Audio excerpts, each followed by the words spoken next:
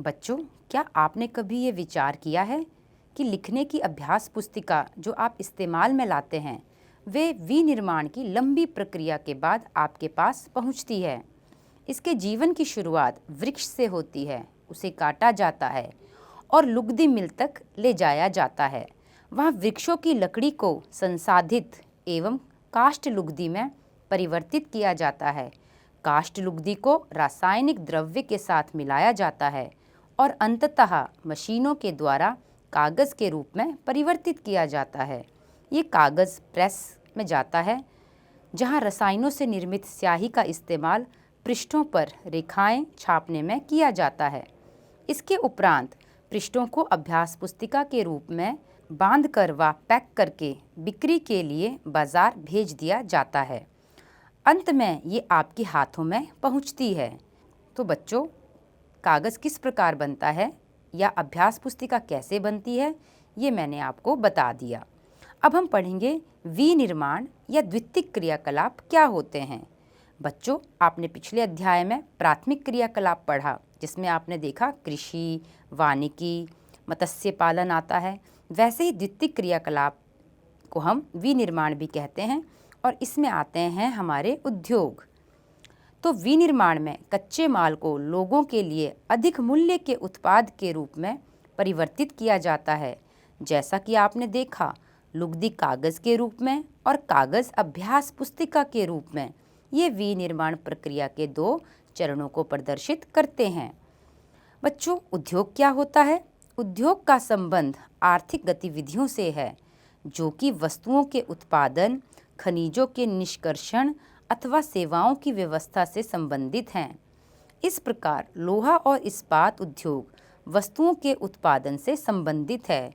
कोयला खनन उद्योग कोयले को धरती से निकालने से संबंधित है तथा पर्यटन सेवा देने से संबंधित उद्योग है।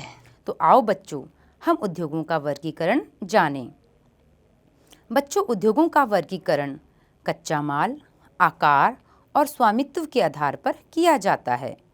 सबसे पहले कच्चा माल। कच्चे माल के उपयोग के आधार पर उद्योग कृषि आधारित, खनिज आधारित, समुद्र आधारित और वन आधारित हो सकते हैं। सबसे पहले हम बात करेंगे कृषि आधारित उद्योगों की। कृषि आधारित उद्योग कच्चे माल के रूप में वनस्पति और जंतु आधारित उत्पादकों का उपयोग करते हैं। खाद्य संसाधन, वनस्पति तेल, सूती वस्त्र, डेयरी उत्पाद और चर्म उद्योग कृषि आधारित उद्योगों के उदाहरण हैं। दूसरा आता है खनिज आधारित उद्योग। खनिज आधारित उद्योग प्राथमिक उद्योग हैं जो खनिज अयस्कों का उपयोग कच्चे माल के रूप में करते हैं। इन उद्योगों के उत्पाद अन्य उद्योगों का पोषण करते हैं। अयस्क से निर्मित लौह खनिज आधारित उद्योगों का उत्पाद है। ये कई अन्य उत्पादों के विनिर्माण के लिए कच्चे माल के रूप में प्रयुक्त किए जाते हैं, जैसे भारी मशीनों, भवन निर्माण सामग्री तथा रेल के डिब्बे बनाने में। तीसरा है हमारा समुद्र आधारित उद्योग। सागरों और महासागरों से प्राप्त उत्पादों का उपयोग कच्चे माल के रूप में करते हैं। समुद्री खाद्य प्रसंस्करण उद्योग, मत्स्य तेल निर्माण इसके कुछ उदाहरण हैं। चौथा है हमारा वन आधारित उद्योग। वनों से प्राप्त उत्पाद का उपयोग कच्चे माल के रूप में करते हैं। लुगदी एवं कागज उद्योग, औषध रसायन, फर्नीचर और भवन निर्माण वनों से संबंधित उद्योग हैं। तो बच्चों, ये थे हमारे कच्चे माल के आधार पर आधारित उद्योग। अब हम पढ़ेंगे आकार के आधार पर। उद्योग के आकार का तात्पर्य निवेश की गई पूंजी की राशि, नियोजित लोगों की संख्या और उत्पादन की मात्रा से है। आकार के आधार पर उद्योगों को दो भागों में बांटा जा सकता है, लघु आकार के उद्योग और बृहद आकार के उद्योग। कुटीर या घरेलू उद्योग छोटे पैमाने के उद्योग हैं जिसमें दस्तकारों के द्वारा उत्पादों का निर्माण हाथ से होता है, जैसे टोकरी बुनाई, मिट्टी के बर्तन या अन्य हस्त निर्मित वस्तुएं कुटीर उद्योगों के उदाहरण हैं। बड़े पैमाने के उद्योग जो बड़ी मात्रा में वस्तुओं का उत्पादन करते हैं, उनकी तुलना में छोटे पैमाने के उद्योग कम पूंजी व प्रौद्योगिकी का उपयोग करते हैं। बड़े पैमाने के उद्योगों में पूंजी का निवेश अधिक और प्रयुक्त प्रौद्योगिकी उच्च स्तरीय होती है। रेशम बुनाई और खाद्य प्रक्ररण उद्योग लघु पैमाने के उद्योग हैं। आप चित्र 5.1 देखें, इसमें मखाने के खाद्य प्रक्ररण की अवस्थाएं दिखाई गई हैं। तो ये भी आपका छोटे पैमाने का उद्योग है। ऑटोमोबाइल और भारी मशीनों का उत्पादन बड़े पैमाने के उद्योगों के अंतर्गत आते हैं। अब है हमारा स्वामित्व के आधार पर उद्योगों का वर्गीकरण। इसमें उद्योगों को हमने निजी क्षेत्र, राज्य स्वामित्व अथवा सार्वजनिक क्षेत्र, संयुक्त क्षेत्र और सहकारी क्षेत्र में वर्गीकृत किया है। निजी क्षेत्र के उद्योगों का स्वामित्व और संचालन या तो एक व्यक्ति द्वारा या व्यक्तियों के समूह द्वारा किया जाता है। सार्वजनिक क्षेत्र के उद्योगों का स्वामित्व और संचालन सरकार द्वारा होता है, जैसे हिंदुस्तान एरोनॉटिक्स लिमिटेड और steel authority of India limited. संयुक्त क्षेत्र के उद्योगों का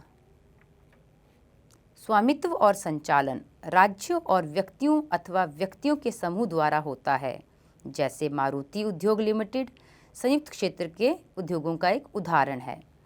चौथा है हमारा सहकारी क्षेत्र के उद्योगों का स्वामित्व और संचालन कच्चे माल के उत्पादकों या पूर्तिकारों, कामगारों अथवा दोनों द्वारा होता है।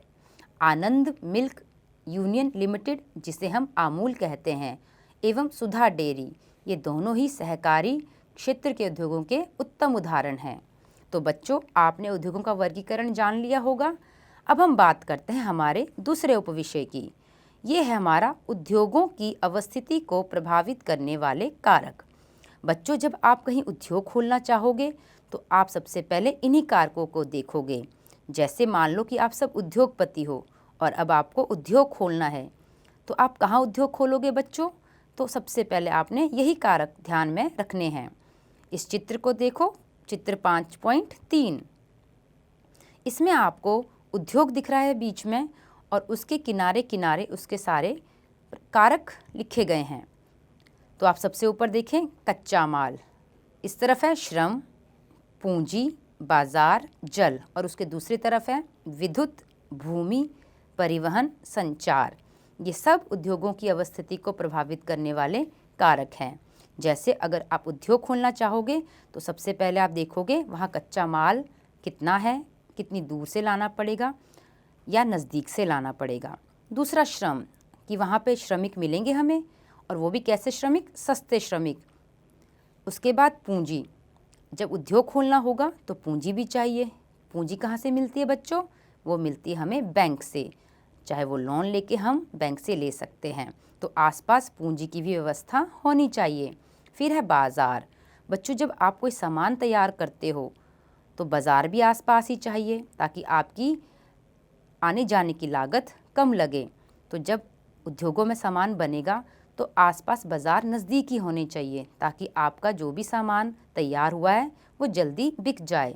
उसके बाद है जल, क्योंकि उद्योगों में पानी की बहुत ज़रूरत होती है, चाहे बिजली उत्पादन करनी हो या मशीनों को ठंडा करना हो या कपड़ों को, रंगे हुए कपड़ों को धोना हो, तो जल की आवश्यकता भी होती है। इसीलिए उद्योगों को हमेशा जल के निकट ही खोला जाता है। अगला है विद्युत। जैसे मैंने आपको बताया कि बिजली की सुविधा होनी चाहिए। अगर आसपास बिजली की सुविधा नहीं है तो हम वहाँ उद्योग नहीं खोल सकते। भूमि, क्योंकि हमें उद्योग कहाँ खोलना है बच्चों? ज़मीन के ऊपर, तो हमें ज़मीन भी मिलनी चाहिए और वो भी सस्ती ज़मीन। उसके बाद है परिवहन। जहाँ आप उद्योग खोलते हैं, क्या वहाँ पर सड़क मार्ग, रेल मार्ग और समुद्री पतन का आना जाना है?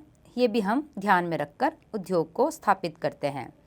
और अंतिम है संचार, क्योंकि जब आप किसी से लेन देन करोगे तो उसके लिए आपको संचार की सुविधा होनी चाहिए ताकि आप उससे टेलीफोन कर सको या उसे फैक्स कर सको या ऑनलाइन बैंकिंग कर सको। तो इसीलिए हमें इन सब चीज़ों को ध्यान में रखकर ही उद्योग को स्थापित करना चाहिए। आइए बच्चों, हमारा अगला विषय है औद्योगिक तंत्र। औद्योगिक तंत्र क्या होता है बच्चों? ध्यान से सुनिए। औद्योगिक तंत्र में निवेश, प्रक्रम और निर्गत शामिल हैं। निवेश में कच्चे माल, श्रम और भूमि की लागत, जल की उपलब्धता, परिवहन, विद्युत और अन्य अवसंरचना शामिल है। प्रक्रम में कई तरह के क्रियाकलाप शामिल हैं जो कच्चे माल को परिष्कृत माल में परिवर्तित करते हैं। और निर्गत अंतिम उत्पाद है, इससे अर्जित आय है। सूती वस्त्र उद्योग के संदर्भ में कपास, मानव श्रम, कारखाना और परिवहन लागत निवेश हो सकते हैं। प्रक्रमों में ओटाई, कटाई, बुनाई, रंगाई और छपाई शामिल है। कमीज जिसे आप पहनते हैं वे उत्पादन है। तो बच्चों, औद्योगिक तंत्र के 3 भाग होते हैं जिसमें निवेश, प्रक्रम और निर्गत शामिल है। आइए बच्चों हम आगे बढ़ें। अगला उपविषय है हमारा औद्योगिक प्रदेश। औद्योगिक प्रदेश का विकास तब होता है जब कई तरह के उद्योग एक दूसरे के निकट स्थित होते हैं और वे अपनी निकटता के लाभ आपस में बांटते हैं। विश्व के प्रमुख औद्योगिक प्रदेश पूर्वोत्तर अमेरिका, पश्चिमी और मध्य यूरोप, पूर्वी यूरोप और पूर्वी एशिया है। मुख्य औद्योगिक प्रदेश अधिकांशतः शीतोष्ण कटिबंधीय क्षेत्रों, समुद्री पत्तनों के समीप और विशेष तौर पर कोयला क्षेत्र के निकट स्थित होते हैं।